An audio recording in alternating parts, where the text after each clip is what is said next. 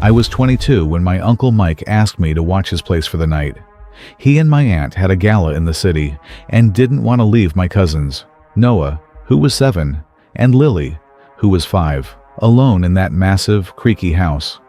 It was a colonial-style spot out in the sticks, way past the Pennsylvania suburbs. The nearest neighbor was a mile away, and at night, the surrounding forest felt like it was closing in.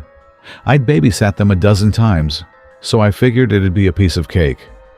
The night started off totally normal. My uncle gave me the lights out by 10 speech, and they hit the road around 8 p.m. Around 9:30, I got the kids settled. Lily is a sweetheart, but she's always been terrified of the dark. As I was tucking her in, she made me double-check the heavy velvet curtains in her room. She was convinced someone was peeking through the glass from the oak tree outside. I checked, saw nothing but wind, and shut them tight. I turned on her nightlight and headed to the basement to get some work done. About an hour later, a blood-curdling scream shattered the silence. It wasn't a bad dream whimper, it was a pure shriek of terror. I sprinted up the stairs, heart hammering. I found Lily sitting upright in bed, pale as a ghost, shaking so hard the frame rattled. I asked what happened. She didn't look at me, she just pointed a trembling finger at the ceiling.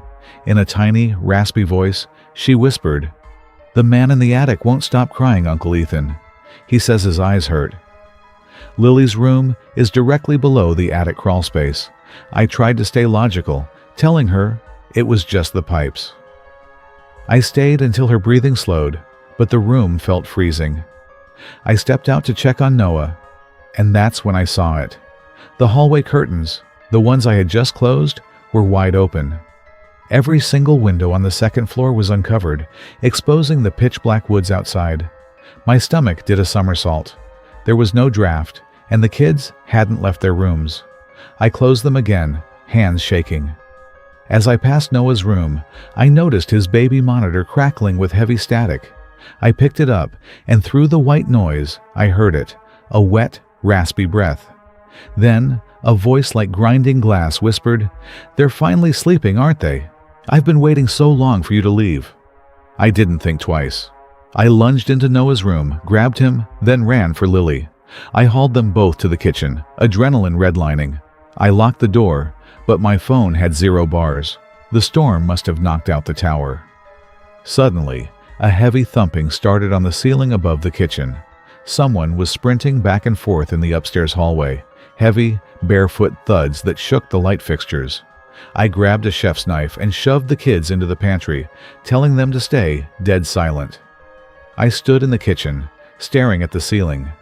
Then, the thumping stopped. It was replaced by a slow, dragging sound, like something heavy being pulled toward the attic hatch. I went back into the hallway and looked up. The attic hatch, which was supposed to be padlocked, was swinging wide open. A foul, metallic smell was wafting down. I shined my phone's light into the hole. Tucked into the corner, hunched like a gargoyle, was a man. He was deathly thin, his skin stretched tight over his bones, wearing ragged, filthy clothes. He turned his head slowly. He was wearing a yellowed latex mask, a human face with no ears or mouth, just dark, empty hollows for eyes. He didn't move for a second. Then, he dropped onto all fours and started scrambling toward the ladder like a giant insect. His joints were popping with every movement. I didn't wait. I grabbed the kids and bolted out the back door into the freezing rain. We ran a full mile through the mud to the nearest gas station. The cops arrived 20 minutes later. When they searched the house, the man was gone. But what they found in the attic was sickening. There was a filthy mattress, stacks of stolen food wrappers, and most disturbingly, a small hole drilled through the attic floorboards, positioned perfectly to look directly down onto Lily's face while she slept. My uncle sold that house within a month. I still babysit, but I have one strict rule. I never take jobs at houses with an attic. Every time I hear a floorboard creak above me, I still hear that raspy, wet whisper in the static. "They're finally sleeping."